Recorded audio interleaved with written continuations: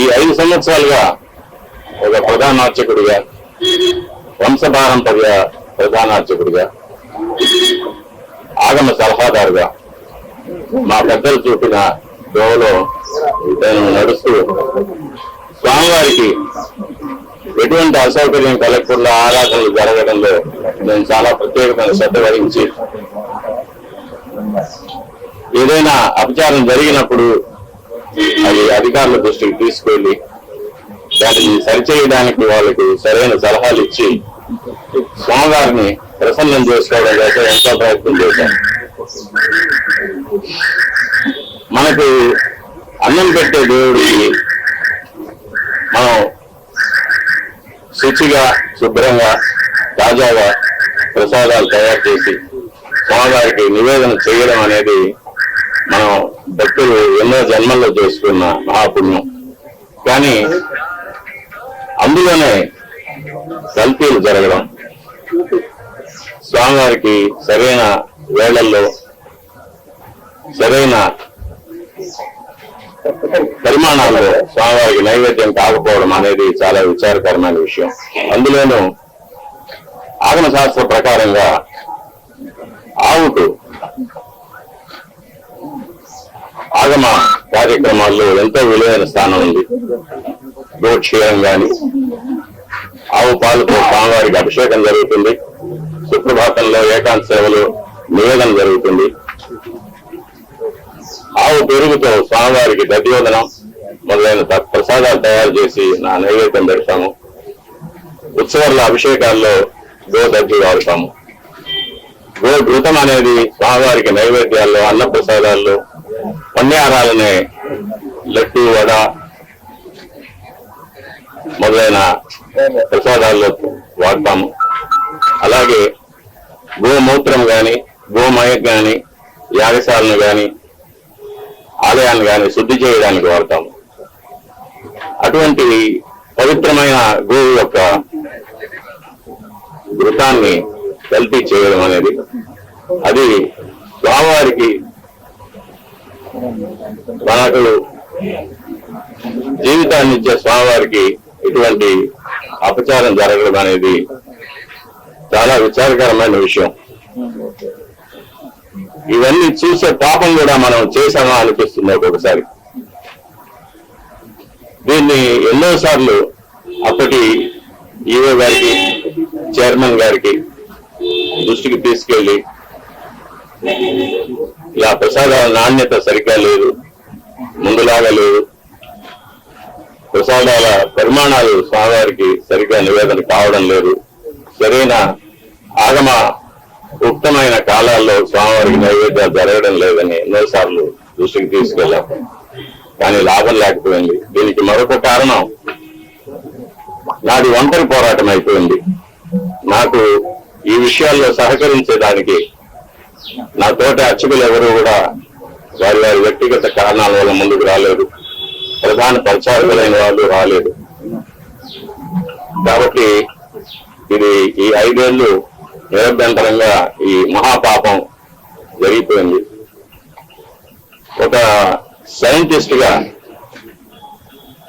ఈ నెయ్యి యొక్క పరీక్షల యొక్క ఫలితాలు కూడా నేను చూశాను, ల్యాబ్ రిపోర్ట్స్ చూశాను. ఇందులో కూడా వెజిటబుల్ ఫ్యాట్, అనిమల్ ఫ్యాట్, జంతువుల యొక్క కొవ్వు పదార్థం, స్థావరాల యొక్క, జంగమాల యొక్క కొవ్వు పదార్థాలు కలిసినట్టుగా ల్యాబ్ రిపోర్టులు చూశారు.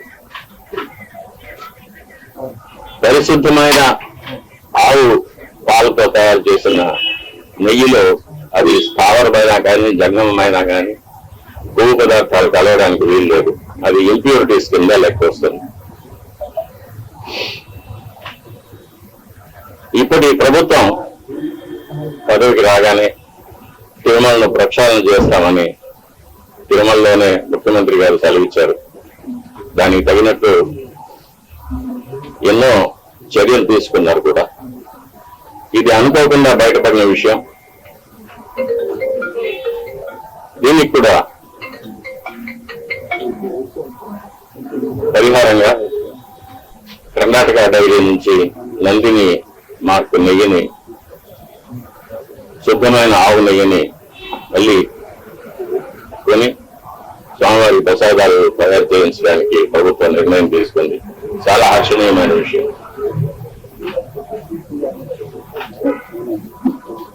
ఈ విషయంలో ముఖ్యమంత్రి గారికి విన్నపం, స్వామివారి మీద విశేషమైన భక్తి ఉన్నవారికి, ఆగమ శాస్త్రం మీద, మన సాంప్రదాయాల మీద గౌరవం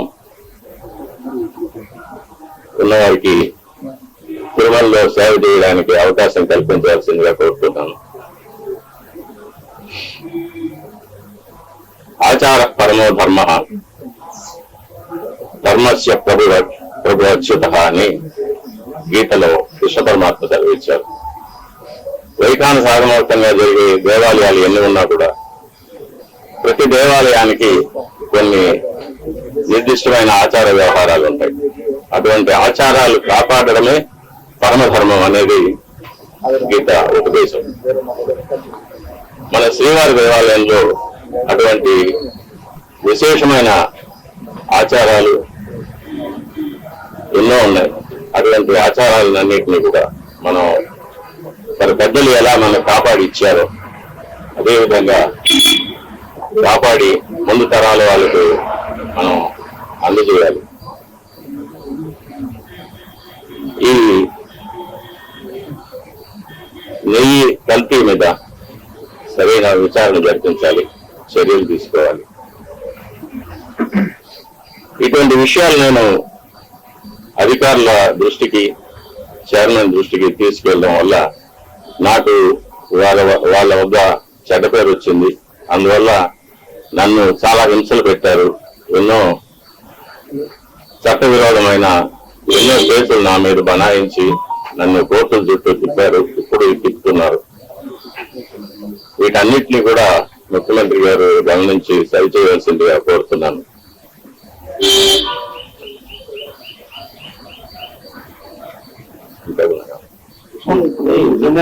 ఈవోగా పనిచేసినటువంటి ఎల్వి సుబ్రహ్మణ్యం తిరుమల అపచారం జరిగింది. ఏదైతే ఆ నెయ్యి ట్యాంకులు కానీ కోర్టు మొత్తం శుభ్రం చేసి సంప్రోక్షణ చేసి తర్వాత ప్రసాదాలు తయారు చేయాలని చెప్పారు.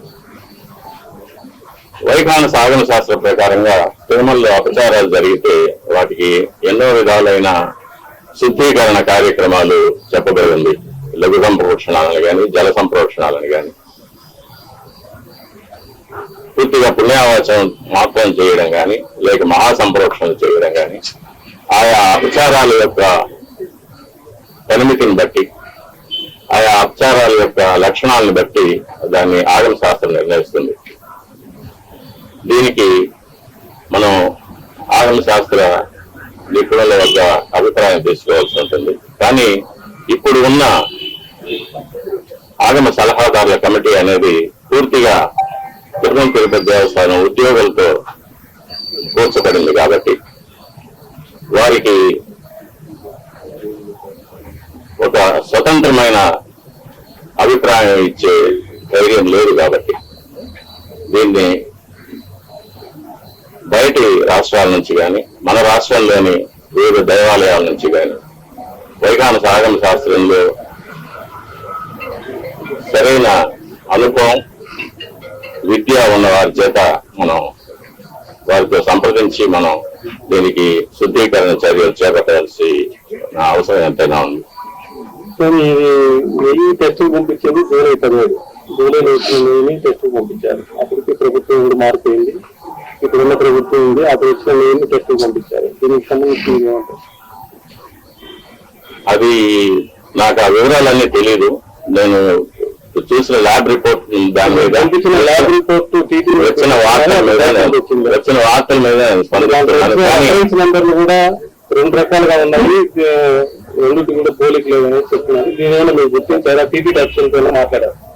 ఎవరు ఏ ప్రభుత్వం అయినా కానీ, ఏ అధికారి అయినా కానీ స్వామివారికి ఆగమోక్తంగా జరగవలసిన కార్యక్రమాలు, పూజలు, అభిషేకాలు, అలంకారాలు, ఆరగింపులు ఇవన్నీ కూడా శాస్త్రోక్తంగా జరిపే వరకు ఎటువంటి విమర్శలు ఉండవు, భక్తులకు ఎటువంటి బాధ ఉండదు. కాబట్టి ఎవరు వచ్చినా కూడా స్వామివారు మనకందరికీ అధికారి అని, స్వామివారిని తృప్తిపరచడం వల్ల మనమందరం క్షేమంగా ఉంటామనే ఒక నమ్మకంతో మన సనాతన ధర్మం మీద ఉన్న నమ్మకంతో మనం నడుచుకుంటే అందరూ క్షేమంగా ఉంటాము. ఇందులో ప్రభుత్వం, ఈ ప్రభుత్వం ఆ ప్రభుత్వం అనేది లేకపోతే దీనివల్ల ఎవరు లాభపడతారు, ఎవరు నష్టపడతారు అనేది విషయం కాదు. ఇది లౌకికమైన విషయం కాదు, ఇది దైవికమైన విషయం, ఆగమ శాస్త్ర సంబంధమైన విషయం. కాబట్టి ఆ సంబంధంగానే నేను కూడా ఈ విషయంలో నేను మాట్లాడుతున్నాను. సో గతంలో మీరు స్వామివారికి నివేదనలు సరిగ్గా చేయటం లేదని చెప్పి ఆరోపించారు. ప్లస్ గత 5 ఏళ్ళలో కూడా అధికారులకి పాలక మండలి దృష్టికి కూడా తీసుకెళ్లాను, అయినా ఇలాంటి చర్యలు తీసుకోలేదన్నారు. ఇప్పుడు ప్రభుత్వం మారాక స్వామివారికి నివేదనలు సక్రమంగా జరుగుతున్నాయి. నేను గత ప్రభుత్వం నా పైన చేసిన కొన్ని కోర్టు కేసుల వల్ల నేను ఆలయానికి దూరంగా ఉండవలసి వచ్చింది. అంటే ప్రధాన అర్చక పదవికి దూరంగా ఉండవలసి వచ్చింది. నేను ప్రధాన అర్చకుడిగా చేయవలసిన నా కార్యక్రమాలు నేను చేయకుండా నన్ను నిలిపివేశారు. కాబట్టి ఇప్పుడు ఎలా జరుగుతున్నది అనేది ఇప్పుడున్న ప్రధాన అర్చకులు, ఆగమ సలహాదారులు వాళ్ళు చూసుకోవాల్సిన వాళ్ళ యొక్క కైంకర్యాలు. గతంలో మీ అభ్యర్థులు ఎవరు పట్టించుకోలేదు స్వామి? ఎన్నోసార్లు ఇది దృష్టికి తీసుకొచ్చాను, ఈఓ గారి దృష్టికి, చైర్మన్ గారి దృష్టికి, కానీ ఎవరు దీన్ని పట్టించుకోలేదు. కాబట్టి అది అలాగే జరుగుతూనే వచ్చింది. దాన్ని చూసి బాధపడటం తప్ప నేను ఇంకేమీ చేయలేకపోయాను. దీనివల్ల నేను చాలా ఇబ్బందులు పడాల్సి వచ్చింది. అయినా పర్వాలేదు, మా స్వామి కోసం నేను ఇది చేస్తున్నాను. మా స్వామి తృప్తిగా నైవేద్యాలు స్వీకరించి ప్రసన్నుడిగా ఉండి భక్తులను అనుగ్రహిస్తే అంతే చాలు. నా ఇబ్బందులు అది నాకు, దాని గురించి నాకు ఎటువంటి కష్టం లేదు. రాష్ట్రానికి మీరు చెప్పారు, పాలకులకు కూడా ఇబ్బంది అన్నారు. ఇప్పుడు శ్రీవారి ఆలయంపై విమానాలయంలో నిత్యకృత్యంగా మారుతుంది. దీనివల్ల కూడా రాష్ట్రంలో ఇప్పుడు విజయవాడలో జరిగిన కావచ్చు, ఇలాంటివన్నీ సంభవిస్తుంది అనుకుంటారు. ఇది నా పరిధిలో ఏదైనా అపచారం జరిగినప్పుడు దాన్ని అధికారుల దృష్టికి తీసుకువెళ్ళడం ఒక్కటే అర్చకుడిగా, ఒక భక్తుడిగా నా కర్తవ్యం. అది దాని మీద చర్యలు తీసుకోవాల్సింది దానికి సంబంధించిన అధికారులు కానీ, ప్రభుత్వాలు కానీ వారి యొక్క కర్తవ్యాలు అవి. దాని గురించి నేను చెప్పలేను.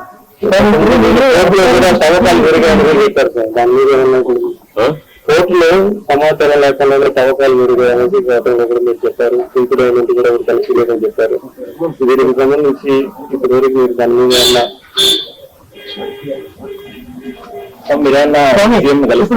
కైంకర్యాల్లో లోపం జరిగినాయి అంటున్నారు కదా, ఎటువంటి కైంకర్యాల్లో ఏ లోపాలు జరిగినాయి చెప్పాను కదా. ఇదే ప్రసాదాల్లో కల్తీ జరగడం అనేది, అది ప్రసాదాలు తిన్నప్పుడు కానీ, ప్రసాదాలు చూసినప్పుడు కానీ అది ప్రతి భక్తుడికి అర్థమైపోతుంది. ఇందులో ముందు ఉన్న సువాసన లేదు, రుచి లేదు, పవిత్రత లేదు అనేది. అలాగే అన్న ప్రసాదాల్లో కూడా ఈ కల్తీ నెయ్యి వాడి పొంగలు, చక్కెర పొంగలి, సీర మొదలైన వాటిలో కూడా ఇది కలిపి ఉన్నారు. ఇది స్వామివారికి మా చేతులతోనే నైవేద్యం చేయవలసిన దురదృష్టం కూడా మాకు ఏర్పడింది. అది కాకుండా నైవేద్యాలు జరగడానికి స్వామివారికి ఏ ఏ వేళల్లో నైవేద్యాలు చేయాలనేది ఆగమ శాస్త్రం నిర్ణయిస్తుంది. దాని ప్రకారం కూడా ఒక్కొక్కసారి జరగడం లేదు.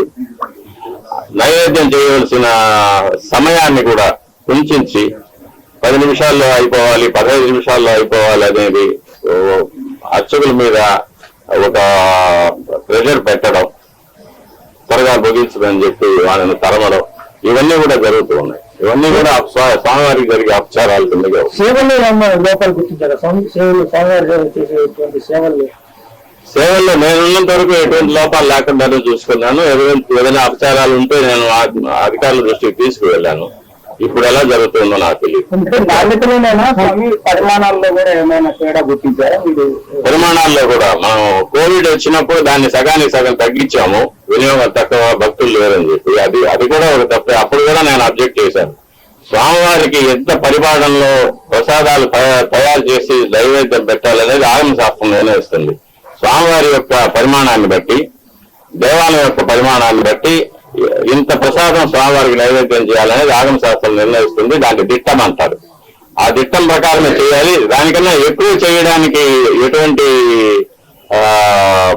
అభ్యంతరాలు ఉండవు, కానీ చేయవలసిన దానికన్నా తక్కువ చేస్తే మట్టుకు అది అపచారం అవుతుంది. అది మొదటి వరకు కూడా అలాగే జరుగుతూ వచ్చింది. దాన్ని చాలా సార్లు నేను అధికారుల దృష్టికి తీసుకెళ్లాను. ఈవో గారు దాని మీద స్పందించలేదు. అది అలాగే జరుగుతూనే ఉంది.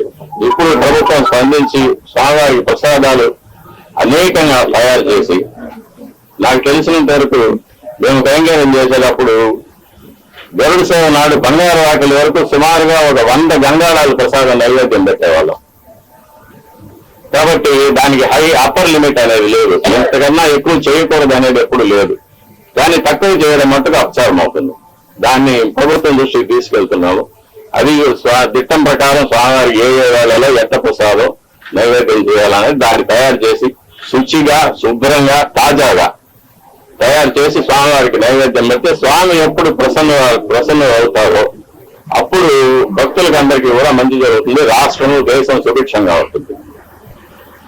ఎట్లాగైతే సూర్యుడు తన కిరణాలతో నీటిని ఆవిరిగా తీసుకొని ఇది వర్షంగా మనకి ఇస్తాడో, అలాగే మనం నైవేద్యం పెట్టే ప్రసాదాల నుంచి సారాన్ని భగవంతుడు గ్రహించి మనకు అనుగ్రహంగా వరాలుగా ఇస్తారని చెప్పేది ఆగమ శాస్త్రంలో చెప్పబడిన సమాచారం అది. కాబట్టి మనం పూర్తి నమ్మకంతో భగవంతుడు అక్కడ ఏం చేసి ఉన్నారు, ఆయనకు మనం భక్తిగా నైవేద్యం పెడుతున్నాము, ఇది మన అదృష్టమని తలుచుకుంటూ స్వామివారికి మన నైవేద్యం పెట్టినప్పుడు స్వామివారు తప్పకుండా స్వీకరిస్తారు. స్వామివారు ఎప్పుడు ప్రసన్నమవుతారో మనకందరికీ కూడా మంచి జరుగుతుంది. రాష్ట్రం సుభిక్షంగా ఉంటుంది. ఇటువంటి అవాంతరాలు, అతివృష్టి, అనావృష్టి, కరువు, కాటకాలు, యుద్ధ భయం, చోర భయం, రోగ భయం ఇవన్నీ లేకుండా దేశం క్షేమంగా ఉంటుంది. పదార్థాలు ఏమైనా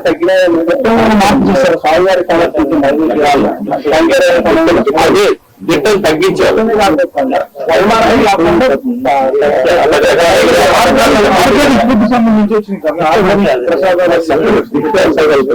ఆర్గానిక్ ఫుడ్ అనేది, తర్వాత మిల్లెట్స్, తృణధాన్యాలు స్వామివారికి నైవేద్యం పెట్టాలనేది కూడా 5 సంవత్సరాల ముందు మొదట నా దగ్గరికే వచ్చింది ఆ ఇష్యూ. అతను తయారు చేసి అతను పండించే అతనే నా దగ్గరికి వచ్చాడు, ఇవి స్వామివారికి నైవేద్యం పెట్టాలంటే నేను చెప్పాను, అయ్యా 100 సంవత్సరాలుగా అవుతున్న ఆచారాన్ని మార్చడానికి వీలు లేదు. అందులో స్వామివారికి బెస్ట్ ఆఫ్ ద బెస్ట్, ఉత్తమోత్తమైనది అది బియ్యం కానీ, నెయ్యి కానీ, బెల్లం కానీ, జీడిపప్పులు కానీ, బాదం పప్పులు కానీ, ఏవైనా సరే మనం ఉత్తమోత్తమైనవి తయారు చేసి స్వామివారికి నైవేద్యం చేయాలి. ఇటువంటి స్వామివారి మీద ఒక ఎక్స్పెరిమెంట్ చేయడం, స్వామివారి తృణధాన్యాలు నైవేద్యం పెట్టడం, స్వామివారికి ఆర్గానిక్ ఫుడ్ నైవేద్యం పెట్టడం అనేది శాస్త్రం ఒప్పుకోదు. ఇది అందుకే ఆచార పరమో ధర్మ అన్నారు. ఆచారం ఎలా వస్తుందో దాన్ని మనం కాపాడి దాని ప్రకారమే మనం నడుచుకోవాలి. కాబట్టి ఈ మార్పును నేను ఒప్పుకొని చెప్పాను. అప్పుడు అది కూడా మార్చాలి. అది కూడా మార్చి మళ్ళీ ఎలా జరుగుతుందో 5 ఏళ్ళ ముందు ఎలా జరుగుతుందో అలాగే ఆ పద్ధతికే విషయం. అంటే ఇప్పుడు నచ్చుకు ఆలయ్యేవారు అవేలయ్యేవాడు. ఒక నిమిషం, ఎప్పుడు అంటే సేమ్ గారిని కలుస్తారా? అంటే గతంలో మీరు సంబంధించి పోరాటాలు చేశారు, ఇబ్బందులు పడ్డారు, మీరే చెప్తున్నారు. ముఖ్యమంత్రి గారిని కలిసి, ఎందుకంటే ఆయనకి మీకు గతంలో మంచి సంబంధాలు ఉన్నాయి, నేడు కలిసి ఎప్పుడైనా పెరిగిన పరిస్థితులు, జరుగుతున్న పరిణామాలు, లేకపోతే మీరు అధికారులకు ఏదైనా సరే ఫీడ్బ్యాక్ ఇవ్వడం, ఇవన్నీ మీరు ఎట్లా చేయబోతున్నారు? ఏంటి పోరాటం? నేను ఇప్పటి అధికారులు కలిశాను, ఈవో గారిని, అడిషనల్ ఈవో గారిని కలిసి చెప్పాను. నాకు 50 ఏళ్ళ అనుభవం ఉంది, నేను వంశపారంపర్య అర్చకుడిని, నేను మా తండ్రి గారు, తాతగారు కైంకర్యాలు చేసినప్పటి నుంచి చూస్తూ వచ్చాను. నాకు ఏది చేయొచ్చు, ఏది చేయకూడదు, ఎంతవరకు చేయొచ్చు అనేది నాకు బాగా అనుభవం ఉంది. కాబట్టి నాకు అవకాశం ఇస్తే ఈ పాడైపోయిన అర్చక వ్యవస్థని, ఆలయ వ్యవస్థని రెండింటినీ కూడా నేను పాత పద్ధతికి నేను తీసుకురాగలనని చెప్పాను. ముఖ్యమంత్రి గారిని కూడా కలవడానికి ప్రయత్నం చేస్తున్నాను. ముఖ్యమంత్రి గారిని కూడా కలిసి ముందుగా వారు ప్రభుత్వానికి రావడానికి శుభాకాంక్షలు చెప్పిన తర్వాత ఇలా ఆలయంలో ఇలా జరిగింది 5 ఏళ్ళుగా ఇటువంటి అంటే కొన్ని విషయాలు ఎవరికి తెలియదు కూడా, అటువంటి విషయాలు కొన్ని అపచారాలు జరిగినవన్నీ కూడా చెప్పి వీటిని సరిదిద్దడానికి నాకు ఒక అవకాశం ఇవ్వాల్సిందని చెప్పి రిక్వెస్ట్ చేస్తాను. తప్పకుండా ముఖ్యమంత్రి గారు దీన్ని పరిశీలిస్తారని నమ్మకం నాకు. మీరు 50 ఏళ్ళుగా పనిచేస్తున్నారని చెప్పారు స్వామి. ఇంకొకటి గంటలు ఎప్పుడు చోటు చేస్తుందా? ఎప్పుడు లేదు. ఎప్పుడు స్వామివారి ప్రసాదాల్లో కలిపి జరగడం అనేది ఇంతవరకు నాకు తెలిసి ఎప్పుడు ఈ 50 ఏళ్ళ అనుభవంలో ఎప్పుడు జరగలేదు.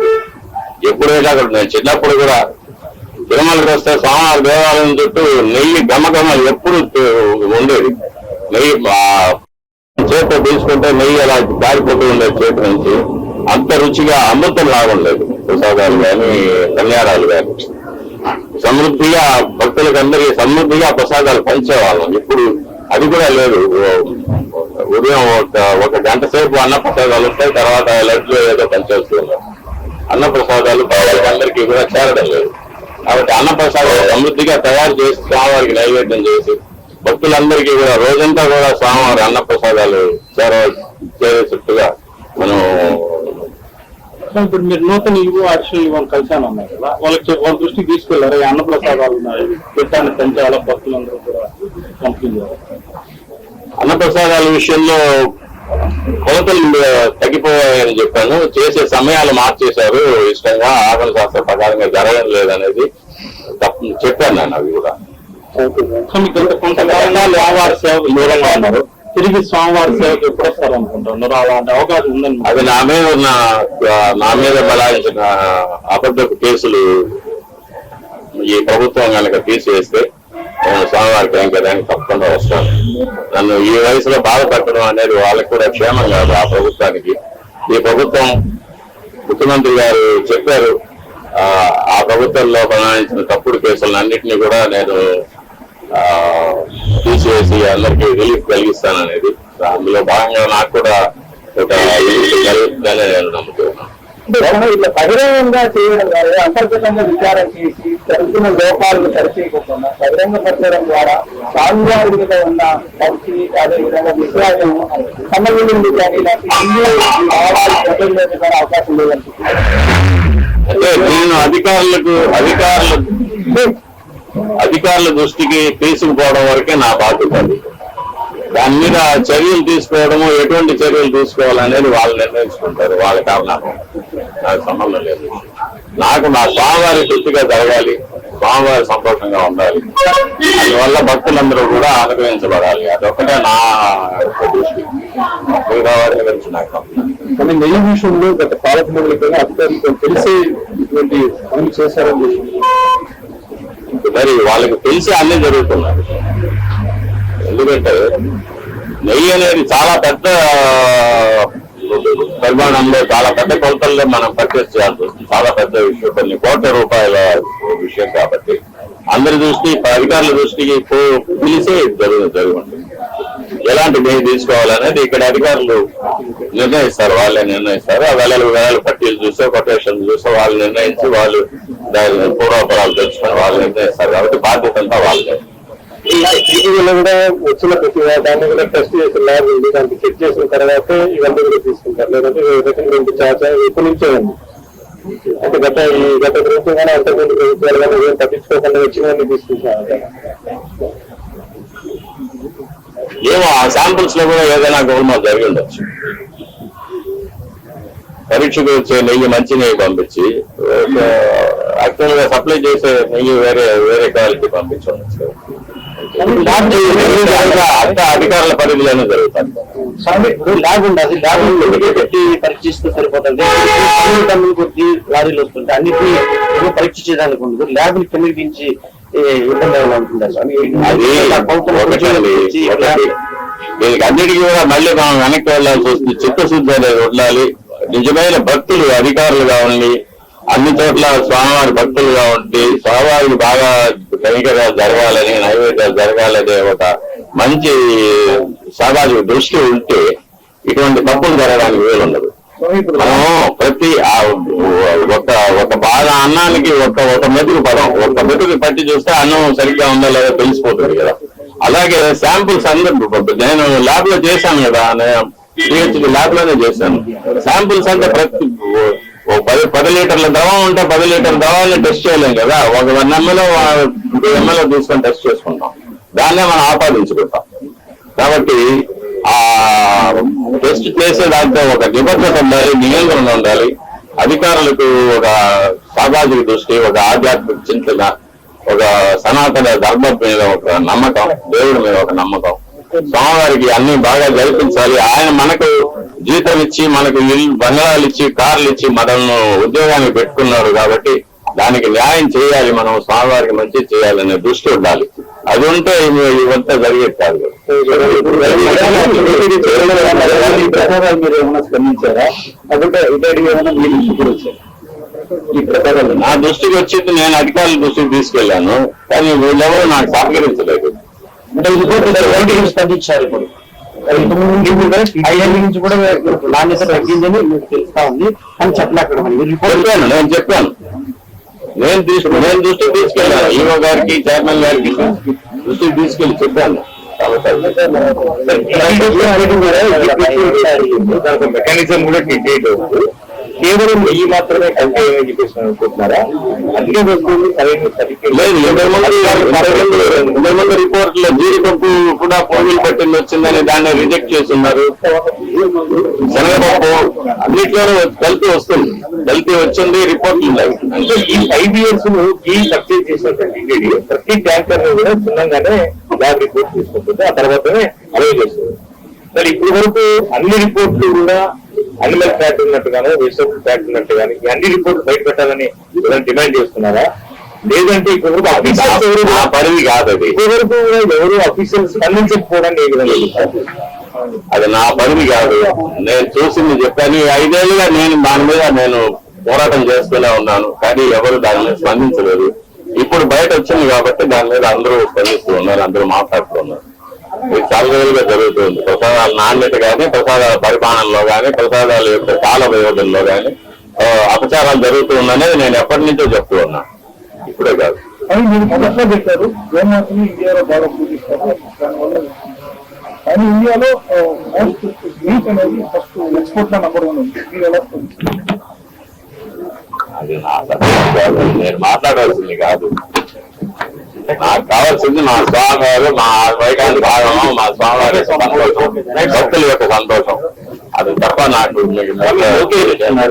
పవన్ కళ్యాణ్ గారు కూడా కలుస్తారా?